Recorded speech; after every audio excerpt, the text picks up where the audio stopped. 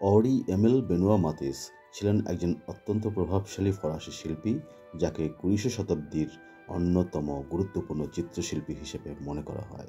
রঙের নিপুণ ব্যবহার এবং সাবলীল আঁকার দক্ষতার জন্য তিনি বিশেষভাবে পরিচিত ছিলেন। পাবলো পিকাসোর সঙ্গে তিনি আধুনিক শিল্পের অন্যতম ভিত্তিস্থাপক ব্যক্তিত্ব হিসেবে গণ্য হন। মাতিস ছিলেন ১৯০০ থেকে ১৯০৫ সালের মধ্যে ফবিজম আন্দোলনের প্রধান নেতা।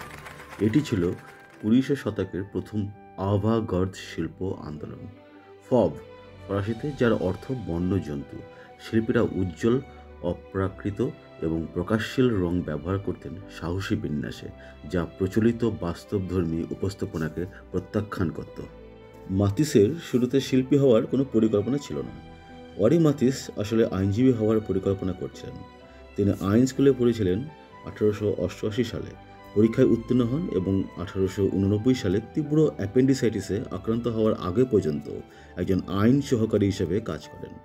অসুস্থতা থেকে সেরে ওঠার সময় তার মা তাকে অবসর কাটানোর জন্য কিছু আঁকার সরঞ্জাম উপহার দেন। তখনই তিনি শিল্পের প্রতি তার আগ্রহ আবিষ্কার করেন এবং শিল্পী হওয়ার সিদ্ধান্ত নেন। ১৯৪১ সালে পেটের ক্যান্সারের অস্ত্রোপচারের পর মাতিস প্রায়ই হুইলচেয়ারে থাকতেন, কিন্তু তবুও তিনি শক্তভাবে কাজ করে গেছেন। তিনি কাঁচি দিয়ে আঁকা নামে একটি নতুন শিল্পরীতি তৈরি করেন, যেখানে বড় আকারের রঙিন কাগজের কাটআউট ব্যবহার করা হতো। তিনি এটিকে কাঁচি দিয়ে ছবি আঁকা বলে বর্ণনা করেছিলেন।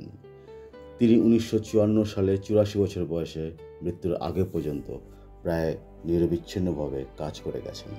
মাতিসের কয়েকটি উল্লেখযোগ্য পেন্টিংয়ের নাম হলো a glimpse of Notre Dame in the late afternoon, women with a hat,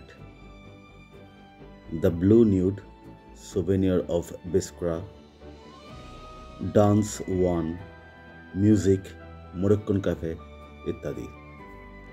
রং এবং আকার অভিব্যক্তিমূলক ভাষায় তার দক্ষতা, যা অর্ধ শতাব্দীরও বেশি সময় জুড়ে তার সৃষ্টি করা কাজের মাধ্যমে প্রকাশ পেয়েছে, তাকে আধুনিক শিল্পের এক শীর্ষস্থানীয় ব্যক্তিত্ব হিসেবে স্বীকৃতি দিয়েছে।